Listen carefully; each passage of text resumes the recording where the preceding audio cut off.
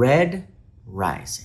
This is a book I have heard about a lot, not just a book, a series I have heard from a lot by Pierce Brown.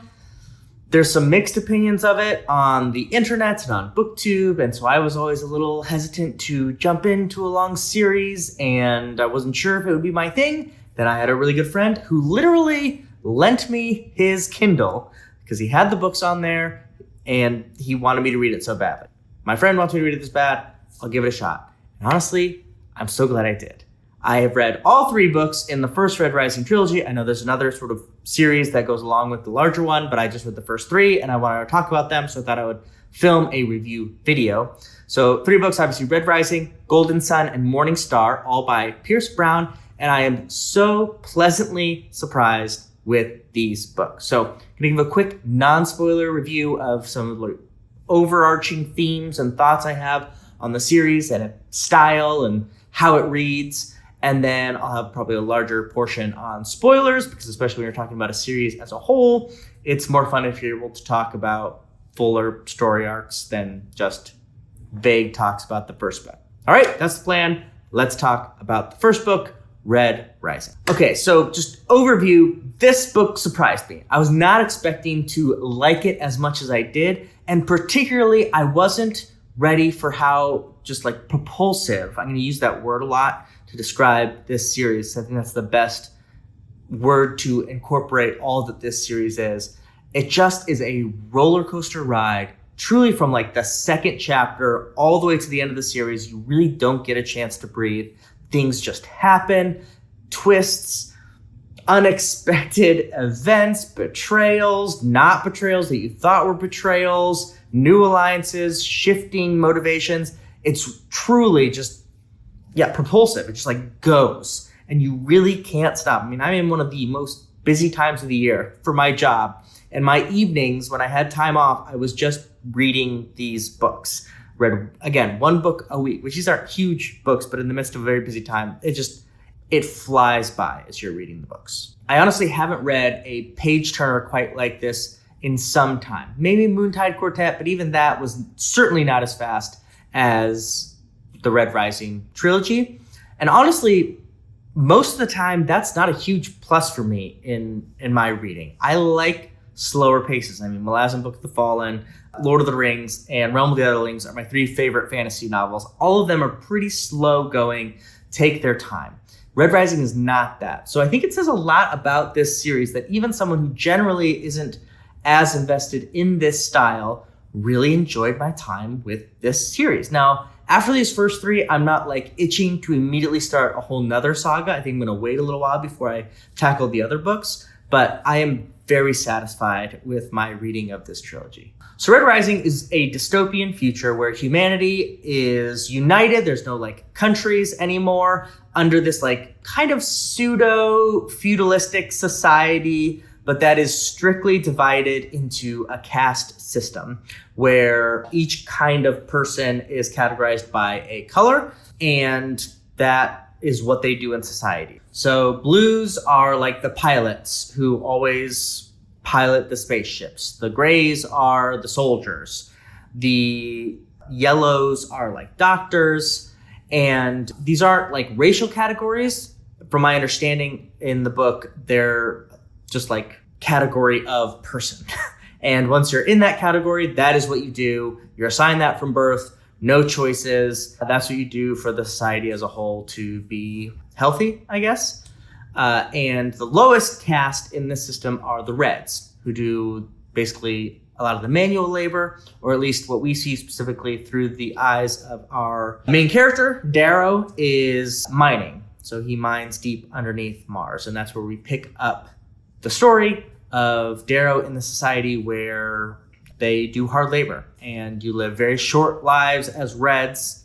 He is expected to die very soon because he's like one of the people who operates like a mining rig that is very dangerous at like 20, I think, or maybe he's 16, maybe he's even younger in the first book. You know, this caste system goes all the way up to the top, who are the Golds. And basically this trilogy is about Darrow, who's at like the very bottom of this caste system because of a series of events grappling with trying to overthrow the Golds who rule and maintain this hierarchy. It's hard to be more specific than that without getting into Spoilers more broadly, even specifically in the first book.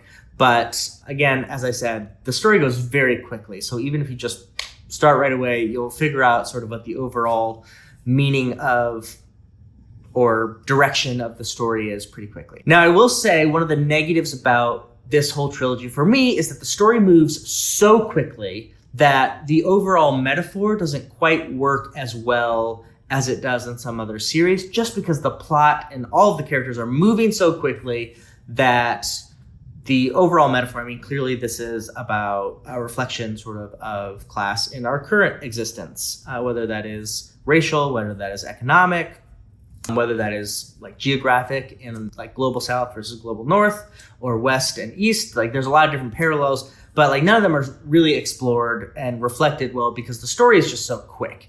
So that is a negative, but the books also give about, and this is my friend who read this gave me this term that I like the pseudo-realism, where everything it kind of feels like it's not real life. At the same time, you can buy in enough to really enjoy the story. And so it didn't bother me. Sometimes strained metaphors really, really bother me.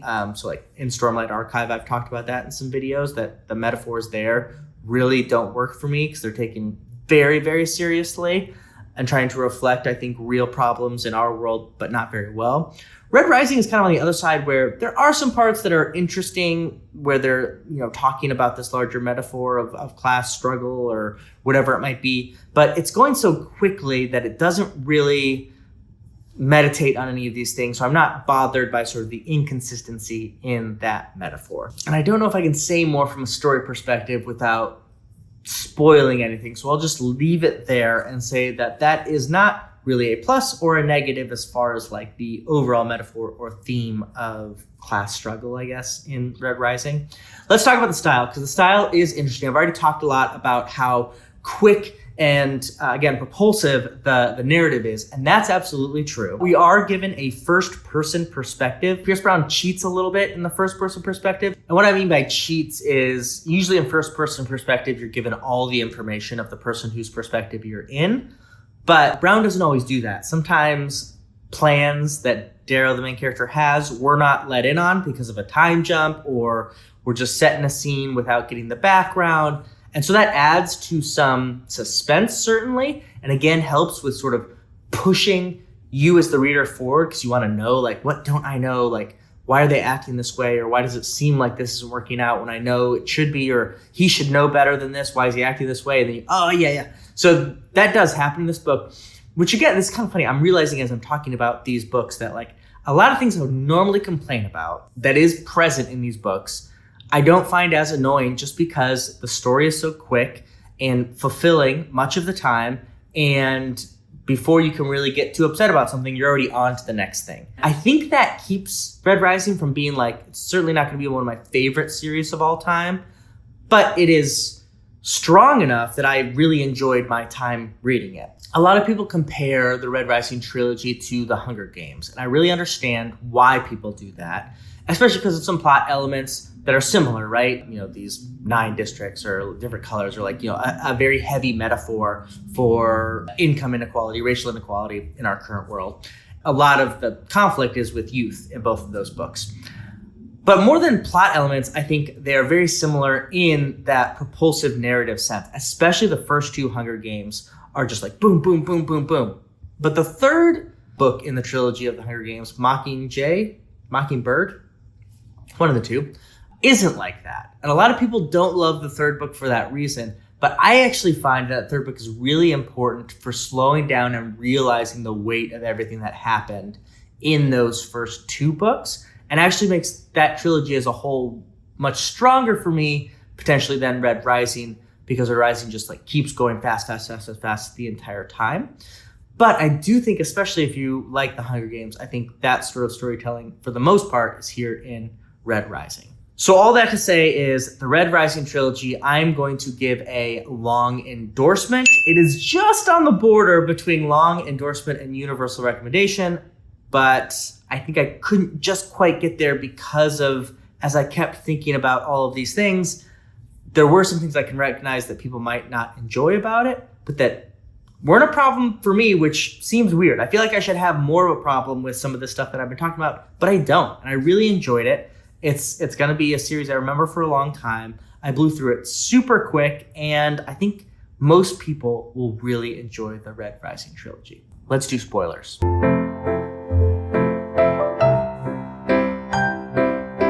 All right, I'm just going to go book by book because most of this is just going to be things that I found either good or frustrating in these books. And because they're so plot heavy, it's really just about plot beats. So the first book, Red Rising, the opening, the first third, I think is great. The sense of place that Brown creates in the underground mining community in Mars is so strong that it provides an anchor for a lot of the first book, especially, but even the second and the third book. You feel the pain of the Reds' existence, how unfair life is, how cheap life is to the other grays and the other colors as they're experiencing this really terrible world, and how hard it is to exist in this place. You immediately get caught up in Darrow wanting the laurel and just the small bit of happiness he has with EO. Like, it's incredible in 20, 30 pages how that is created. And honestly, I wish Brown did that more. That is the biggest sense of place in the entire trilogy, I can now say, as I finished it. It's those first couple chapters. Because everything moves so quickly after that, you don't quite get the same time to breathe. It's important, certainly, for the whole series that first part is so impactful, but I wish that there was more of that moving forward. But as soon as EO dies and Darrow dies, right, we're immediately just on the down, fast part of the roller coaster, and it really doesn't stop. I wish there was a couple more, kind of click ups. I think that would have made the trilogy overall, but this is a compliment. The first couple chapters is really impressive how quickly it got me a sense of these people, got me involved in their story, and then immediately propels into this really exciting narrative for really 2.5 more books. I think generally, as I've been scouring some other reviews, it seems most people think actually the first book, Red Rising, is not as good as Golden Sun and Morning Star. And maybe I just need to reflect on this some more, but I don't think that at all. My Red Rising is my favorite book. And maybe it's because of that first setup. And then the Institute, I think, is so interesting. Yes, there's some elements of Hunger Games and their Ender's Game and kind of this weird combination thereof, but there's enough unique elements, and Brown writes it so shockingly in a good way. I mean, he really makes you sort of feel how visceral this would be and horrible this would be. It really works for me. And there's not a lot of characters, but the ones you do meet are very impactful, and there are some slower places where you get to know Roke, or you get obviously Mustang, you get to know Severo, and that's really important for the other 2 and 3 books where so much plot is happening. You can really only have these couple people that you already built a relationship with in the first book, and I don't think Brown actually does a good job introducing new characters after that first book, because the Institute is so formative, and because while it is propulsive, there are times where you get to know folks, right? Where they're just having dinner in the Mars castle, or they're ranging. They're small scenes, but they do help set the stage, which is also why a lot of the characters that we meet in the Institute through the rest of the trilogy go through huge changes that sometimes work and sometimes don't.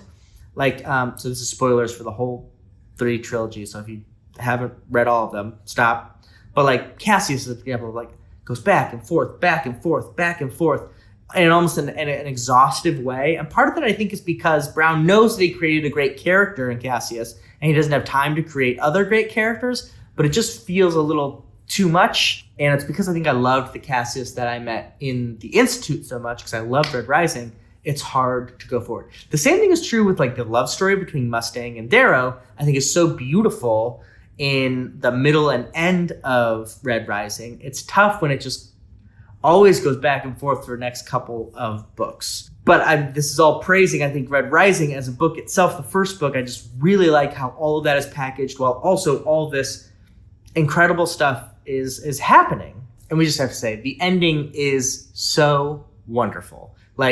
When the thing with the jackal is kind of a false narrative thread because it's not that hard for them to beat the Jackal in this book. And the real thing is going up to Olympus and like ascending. Like that is just like so cool. Like the last, I don't know, 30% of Red Rising, I just like love. And all the way until it culminates with him becoming like part of Mustang's House Augustus. It's just like satisfying to the umpteenth degree. And it's like great. Like as I'm talking about it, like Red Rising for me is clearly my favorite of the trilogy. Probably Red Rising. Actually, probably it just goes in order. Well, no, probably Red Rising, Morning Star, Golden Sun are like my ranking. But I think 1 is my favorite. I think it's because there's that great grounding in the beginning, and then you get the really fun like getting ready for the Institute. And the Institute just goes basically once you're in the Institute, you're meeting, developing these friendships and characters and loves, and then the great ending. It's like in, out, and like boom. Like I think if everything was like that first one, this would be even higher. But I do have problems with the second and third, and I get a little tired with the propulsive nature of the storytelling in Golden Sun and Morning Star. So let's get to that. First, Golden Sun. I hate the beginning of Golden Sun. All of the like getting Darrow to this great place and like the incredible stuff he does at the Institute. I understand why from a storytelling perspective, Brown felt like he really had to humble Darrow and his story and really bring him low. But it feels sloppy and just like, yeah, he goes to the academy, the next place, and it's more war games and he loses once. And then he gets beat up, and then it's like, he sucks. Everyone thinks he's dumb. Like that to me is just like, what? This guy just like did what no one else had done, killed other golds at this other like, it didn't make sense to me. It didn't click. Why he would separate himself from Mustang, like the inner conflict he has with like what his role is as a Red, like never quite clicks for me. I really struggled with the beginning of Golden Sun, like the exact opposite of Red Rising. It's like, oh, do I get back into that? Like, why is he trusting the Jackal at the moon? Like, all this is just weird. Like, and now the Ares are actually violent terrorists, or are they not? And that thread I never really loved. So like the beginning of Golden Sun, I was like, is this just like one good book? And then like we don't know what to do with the rest of the story. And then there's the gala, the banquet at Luna, which is just awesome. It's like, it's another thing that like right when I thought I was going to lose it, Brown takes a plot twist to get me back in.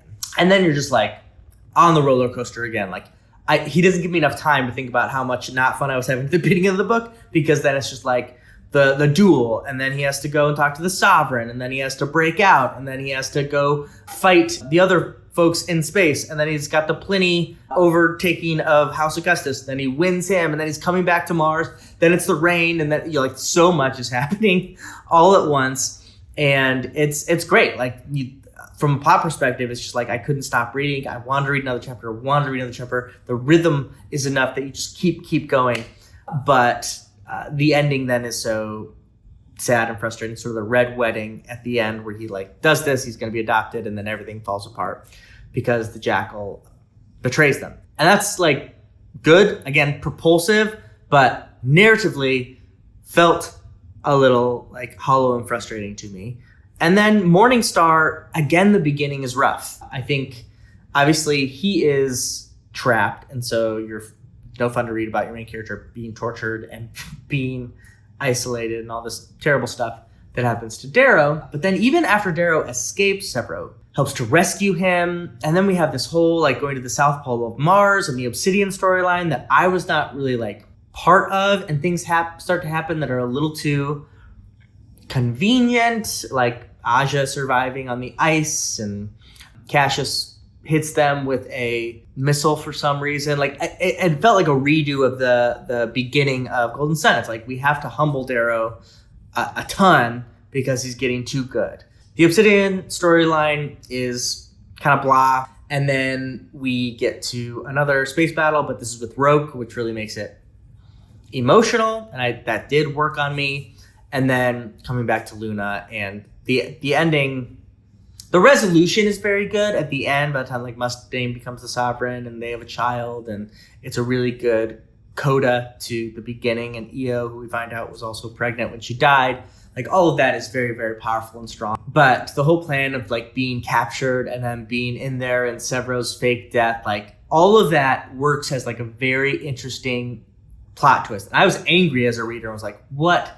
Why is this happening again? And then the twist really got me, and it was thrilling in the moment. And the more I thought about it, it felt very unsatisfying. Like, what kind of plan was this? Like, they could have killed you at any time. Why would they have brought you to this? There's like so many things where this shouldn't have worked out. But like as a story and in this sort of surreal way, it's very fun. All right, but I want to talk about two major plot elements that I was really fatigued with by the end of this series. And there's really two of them. One is a plot device that I never like, whether it's done in comics, movies, or books, and that is the genius that can anticipate every step of the way. This series of trilogies does this a lot, including even Darrow does this sometimes, where it's just like, he thinks I'm going to do this, but I'm going to do this. But then he knew that I was going to do this, so I should do this, but he knew I was going to do this. And it's like all of this stuff, which is just completely impractical in the real world. And it's just frustrating because as a reader, it's just like, the author can do whatever he wants with that if they're just like a genius, even if it doesn't make sense. And sometimes in the storytelling, I get frustrated about that because there's so many geniuses around here. There's Darrow, who's a genius. There is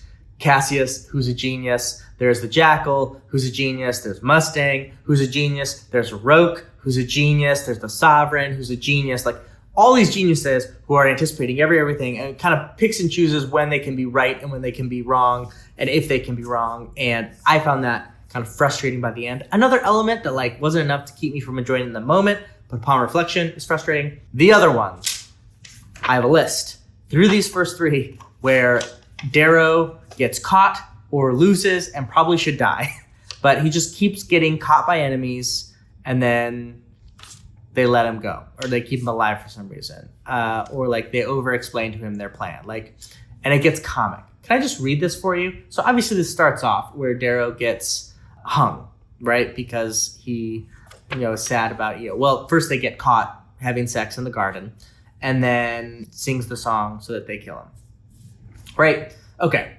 Then he is killed by Cassius in the duel in Red Rising. Okay. Well, that should probably be the end of him, right? Blood feud. He stabs him in the gut so that he dies painfully, but really it allows the story to continue. When he's at the Institute, or is it the Institute or the Academy? The Academy. And he gets cornered by all those people. And he just gets beat up and peed upon. Like, that's gross. Obviously, that's bad. But also, they probably would have killed him there. It's a blood feud. And there's, like, they can't start a war. But, like, also in other parts, people kill other people. So, like, he should be killed there. After the gala, he's captured by the Sovereign. And she just plays this weird truth or dare game with him with, like, a snake or something. His attack on Mars fails. And he is just, like, in the bottom of an ocean with like a bodysuit. He doesn't die there, but then he gets captured again. And then later on in that attack, he jumps into the ship and everyone's there and he's all beat up. Aja beats him up and then the Sovereign orders his execution and then he's just lucky that Ares is there to save him. Then there's the Red Wedding thing that happens where for some reason they want to take him to find out how he became a gold rather than just kill him. They would have just killed him. And then let's just say they didn't do him at the Red Wedding, which they didn't. Then they have him for a year. And then for some reason, after they have like dissected and like physically figured out how this happened, they just give him to the Jackal to torture for free or like to keep him happy. There's like no way, of course, like they would kill him, but he escapes again. And then he's caught by the Obsidians when he goes to the South Pole and then he talks his way out of it. And then obviously at the end, as I told, like his whole big final thing is purposefully getting captured. And like that should go badly also. Like there's way too much of it in the series overall, and then upon reflection is just very frustrating, especially like some of those things I mentioned, actually all three of them, no, I would say two of them in Golden Sun and Morningstar, like the climax is him getting caught and not dying. I feel like I'm coming off more negative than I want to be in this review because I actually did think this was a good trilogy that I liked. I enjoyed. I read them so quickly. Like my friend who was a big Red Rising fan, I texted all throughout and was like, this is cool, I'm really enjoying this. And I think it's just like upon reflection, it just, is slowly losing steam already in my mind. And I just finished it yesterday. So we'll see how long that stays, but I still say long recommendation. I'm glad I read Red Rising and I would certainly recommend most people to read it. Let me know your comments below. Do you like Red Rising? Do you think I'm too harsh on it? Or am I hitting on some good stuff? And also, no spoilers, but let me know how quickly you think I should get to the next series of Red Rising books. First in, last out.